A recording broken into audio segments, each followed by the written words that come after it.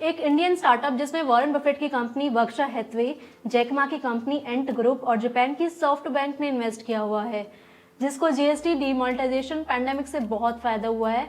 लेकिन ये एक लॉस मेकिंग स्टार्टअप है, बट फिर भी इंडियाज मोस्ट वैल्यूड स्टार्टअप है। मैं बात कर रही हूँ पेटीएम की, जिसका आईपीओ भी आने वाला है और इसका आईपीओ इंडिया का सबसे बड़ा आईपीओ होने वाला है।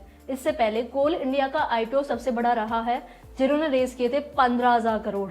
अब आईपीओ में पेटीएम रेस करने वाला है 18,000 करोड़।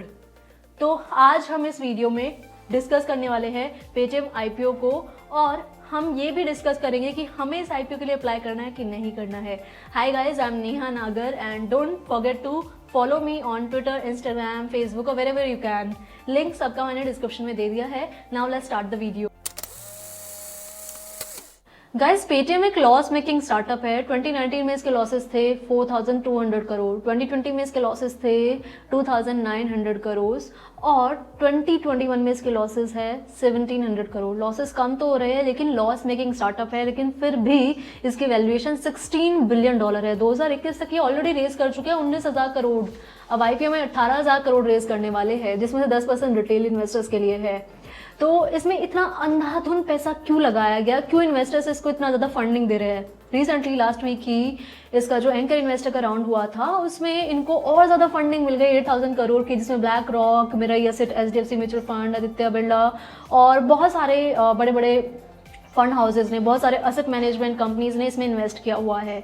तो क्यों क्यों क्यों इतना पैसा बर्बाद किया जा रहा है, बर्न किया जा रहा है एक लॉस मेकिंग स्टार्टअप पे? क्योंकि ये जो स्टार्टअप्स है ये मार्केट शेयर को कैप्चर करने की कोशिश करते हैं, जैसे जियो ने किया था कि पहले अपना मार्केट कैप्चर कर लो, फ्री में सर्विसेज दे दो, कस्टमर्स बुला लो, कस्टमर्स एक बार दुकान में आ जाए फिर तो हम प्रॉफिट निकाल लेंगे। तो ये कस्टमर्स को बस दुकान पे बुला रहे हैं, किसी तरीके से कैशबैक देकर, रिवॉर्ड्स देकर, कैश बर्न कर, और जब कस्टमर्स को आदत हो जाएगी कि उसी दुकान पर जाना है, तो फिर वो दुकान के प्राइजेस, वो अपने प्रोडक्ट्स के प्राइजेस बढ़ा देंगे। तो इसी मॉडल पर सारे स्टार्टअप्स काम कर रहे हैं और मार्केट शेयर क्योंकि पेटीएम कैप्चर कर रहा है काफी तेजी से, तो इसीलिए काफी सारे इन्वेस्टर्स इसमें इन्वेस्ट कर रहे हैं। पेटीएम का एंकर इन्वेस्टर राउंड तो 10 टाइम्स ओवर सब्सक्राइब्ड रहा है और इसका ग्रे मार्केट प्रीमियम भी 125 से 135 चल रहा है, यानी कि इन्वेस्टर्स इसके मार्केट प्राइस से 10% ज्यादा पे करने को रेडी है, जो कि इन्होंने प्राइस बैंड रहा है 2080 का, तो उससे 10-20% ज्यादा पे करने को अभी भी इन्वेस्टर्स रेडी है। अनलिस्टेड शेयर मार्केट में इसका शेयर पिछले 3-4 साल से ट्रेड हो रहा है काफी ज्यादा वॉल्यूम में। जैसे आईपीओ पास आ रहा था तो वॉल्यूम कम होती गई, क्योंकि जो अर्ली इन्वेस्टर्स है उन्होंने प्रॉफिट बुकिंग स्टार्ट कर दी थी। अब लिस्ट होने के बाद ये जो कंपनी है इंडिया की 35th मोस्ट वैल्यूड कंपनी बन जाएगी मार्केट कैप के हिसाब से, और जल्द ही ये निफ्टी 50 में भी आ जाएगी। अब ये जो फंड्स रेज कर रहे हैं उसमें जो अर्ली इन्वेस्टर्स है, जो उनके पुराने इन्वेस्टर्स है, वो अपने शेयर्स को सेल कर रहे हैं, और जो ये नए जो फ्रेश इक्विटी शेयर्स इशू करेंगे वो होंगे 8,000, और जो 10,000 है वो पुराने जो शेयर होल्डर है वो अपने शेयर्स बेच रहे हैं, जिसे हम ऑफर फॉर सेल कहते हैं। अब जो ऑफर फॉर सेल है वो तो अमाउंट इन्हीं के पास चला जाएगा, शेयर होल्डर्स के पास। जो बाकी का अमाउंट है ये उसे एक्सपेंशन के लिए यूज करने वाले हैं। अब जो इनके टोटल शेयर होल्डर्स है वो 6,200 के आसपास है, जिसमें से 21 शेयर होल्डर्स अपना स्टेक बेच रहे हैं। अब उनके पास 66% स्टेक है, उसमें से सिर्फ वो 11% स्टेक ही बेच रहे हैं।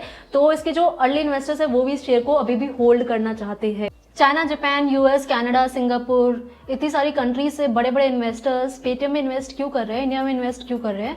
इसका सबसे बड़ा रीजन है चाइना। चाइना में ऑलरेडी फिनटेक रेवोल्यूशन हो चुका है। चाइना में बहुत सारी कंपनीज आ चुकी है जो फाइनेंस प्लस टेक्नोलॉजी पर काम कर रही थी, लैंडिंग स्पेस में थी। बट अभी रिसेंटली चाइना में एक क्रैकडाउन हुआ है फिनटेक का। जैसे एडटेक स्टार्टअप्स को चाइना ने बहुत सारी रिस्ट्रिक्शंस लगा दी, ऐसे ही फिनटेक स्टार्टअप्स पर, फिनटेक कंपनीज पर भी बहुत सारी रिस्ट्रिक्शंस लगाई है। तो उसके बाद चाइना से फॉरेन इन्वेस्टर्स अमाउंट विड्रॉ कर रहे हैं और इंडिया में लगा रहे हैं, क्योंकि इंडिया चाइना के बाद सेकेंड मोस्ट पॉपुलर कंट्री है और इंडिया में फिनटेक रेवोल्यूशन अभी स्टार्ट हुआ है। आप भी आए दिन देखते होंगे, रोज नई कोई कंपनी आ रही है, कोई एप्लीकेशन आ रही है, स्टार्टअप आ रहा है जो फिनटेक पर काम कर रहा है, जो आपको बाय नाउ पे लेटर की ऑप्शंस दे रहा है, जो आपको लेंडिंग मतलब आप उनसे पैसा उधार ले लो ऐसे ऑप्शंस दे रहा है।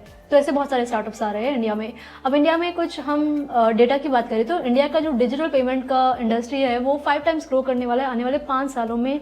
डिजिटल कॉमर्स का इंडस्ट्री जो है वो 3 टाइम्स ग्रो करने वाला है आने वाले 5 साल में। तो इंडिया का फ्यूचर ब्राइट है, फिनटेक स्टार्टअप्स का फ्यूचर ब्राइट है, इसीलिए सभी इस सेक्टर पर बेट कर रहे हैं और पेटीएम पर भी बेट कर रहे हैं।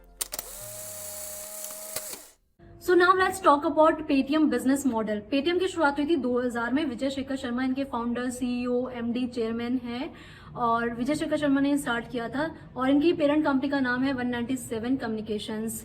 इन्होंने स्टार्ट किया था मोबाइल वैल्यू एडेड सर्विसेज में, फिर इन्होंने DTH, mobile recharge, QR code और इंडिया का सबसे पहला मोबाइल वॉलेट भी पेटीएम ही लेकर आया था।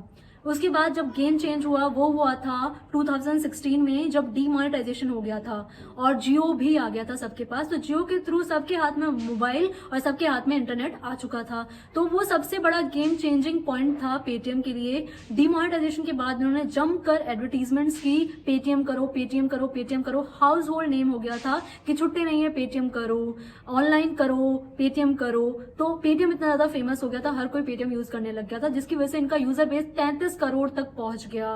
क्योंकि पेटीएम के पास फर्स्ट मूवर एडवांटेज था, उनका सबसे पहला वॉलेट आया था, 33 करोड़ उनके पास यूजर्स है। तो इनका बेनिफिट उठाने के लिए इतने सारे यूजर्स का डेटा है, तो पेटीएम ने अपने आसपास इकोसिस्टम बनाया और बहुत सारी सर्विसेज वो प्रोवाइड करने लगे, क्रॉस सेलिंग वो करने लगे। अब क्रॉस सेलिंग करने के लिए इन्होंने दो तरीके अपनाए। एक तो वो डिस्ट्रीब्यूटर बन गए, उन्होंने एक प्लेटफॉर्म प्रोवाइड किया कंपनीज और यूजर्स को कनेक्ट कराने का और बीच में कमीशन चार्ज करने लगे। और दूसरा वो खुद की सर्विसेज प्रोवाइड करने लगे और कन्वीनियंस फीस और बहुत सारे चार्जेस चार्ज करने लगे, वहां से उनकी रेवेन्यू आती है। पेटीएम के दो मेजर रेवेन्यू सोर्सेज है। पहला उनका पेमेंट एंड फाइनेंशियल सर्विसेज का बिजनेस, जिसमें ये insurance, mutual fund, digital payment, बहुत सारी सर्विसेज प्रोवाइड करते हैं। वहाँ से इनको 75% का रेवेन्यू आता है और कॉमर्स एंड क्लाउड सर्विसेज से 25% का इनको रेवेन्यू आता है, जिसमें इनका पेटीएम मॉल, सॉफ्टवेयर सर्विसेज आती है। काफी सारी एक्विजिशंस की उन्होंने, 11 से ज्यादा कंपनीज को एक्वायर किया, जिसमें इंश्योरेंस की भी एक कंपनी रहेजा QBE को उन्होंने अभी रिसेंटली एक्वायर किया है और वो एक स्मॉल फाइनेंस बैंक को भी एक्वायर करने वाले हैं, जो एक बहुत ही बड़ी न्यूज होने वाली है। इसके अलावा पेटीएम का खुद का एक लाइसेंस्ड बैंक है, जिसमें ऑलरेडी 6 करोड़ से ज्यादा सेविंग अकाउंट्स ओपन हो चुके हैं। पेटीएम का खुद का एक ब्रोकिंग फर्म भी है, जिसमें वो 10 रुपए पर ट्रेड ही चार्ज करते हैं, जबकि जो इनके कॉम्पिटिटर्स है जीरोधा या बाकी ब्रोकर्स, वो 20 रुपए पर ट्रेड चार्ज कर रहे हैं। गाइस, बुल रन चल रहा है, बहुत सारी कंपनीज का आईपीओ आ चुका है, बहुत सारी कंपनीज का आईपीओ आने वाला है और जो नए इन्वेस्टर्स है वो लिस्टिंग गेन्स के लिए बहुत सारे आईपीओज में अप्लाई कर रहे हैं, क्योंकि बहुत सारे आईपीओज ने लिस्टिंग गेन्स बहुत ही ज्यादा दिए हैं, बम्पर ओपनिंग हुई है। लेकिन वो लालच में और भी ज्यादा आईपीओज में अप्लाई किए जा रहे हैं और लालच तो बुरी बला है। तो अपने लालच को और अपने डर को कंट्रोल में करने के लिए आप रीड करिए, आप पढ़िए the psychology of money book, जो बहुत ही ज़्यादा फेमस बुक है। अगर आप नहीं पढ़ सकते हो, आप बुक कंप्लीट नहीं कर पाते हो या आपके पास टाइम नहीं है, तो आप इसका ऑडियो सुनिए कुकू FM पर, जो कि India leading audio podcasting platform है। इनके पास 1000 घंटों से ज़्यादा का कॉन्टेंट है डिफरेंट रीजनल लैंग्वेजेस में। अगर आप मेरा कूपन कोड नेहा20 यूज़ करेंगे तो आपको 20% ऑफ मिलेगा। और क्योंकि अभी दिवाली चल रही है और हम दिवाली गिफ्ट देने में थोड़ा सा लेट जरूर हो गए हैं, लेकिन अगर आप दिवाली 50 कूपन कोड यूज करोगे तो आपको 50% ऑफ मिलेगा। तो फिर लिंक जो है वो डिस्क्रिप्शन में है, क्लिक करो लिंक पर और कुकू FM ऐप डाउनलोड करो और अपनी नॉलेज बढ़ाओ, स्किल्स बढ़ाओ, कोर्सेज सीखो, स्टोरीज सुनो, बुक्स पढ़ो, बुक्स सुनो।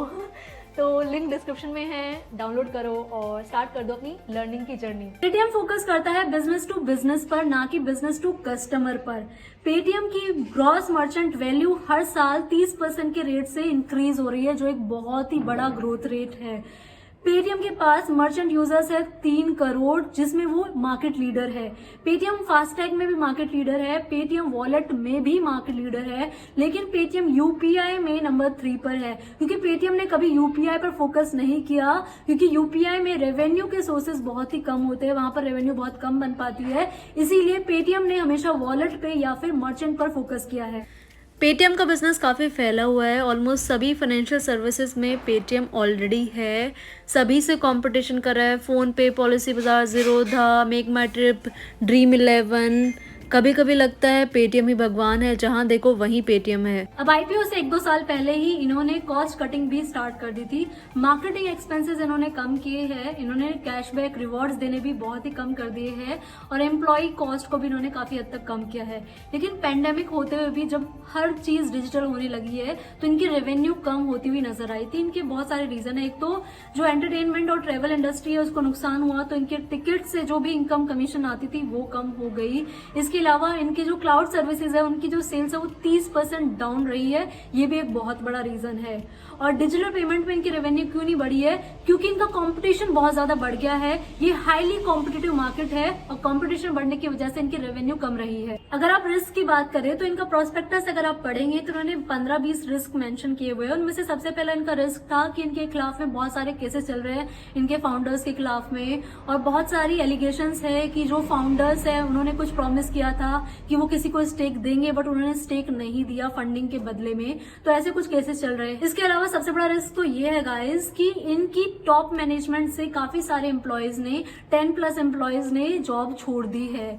तो कुछ तो गड़बड़ चल रही है इस कंपनी में जो हमें पता नहीं लग पा रही है। और गूगल, अमेजॉन जैसी बड़ी बड़ी कंपनीज भी अब इस सेक्टर में एंट्री ले चुके हैं और उनके खिलाफ compete करना बहुत ही डिफिकल्ट होगा, क्योंकि गूगल, अमेजॉन के पास बहुत सारे सक्सेसफुल बिजनेस है, वहां से वो फंड्स रेज कर सकते हैं। लेकिन अगर पेटीएम आउट ऑफ कैश हो जाता है तो उनके लिए फंड्स रेज कर पाना बहुत डिफिकल्ट हो जाएगा।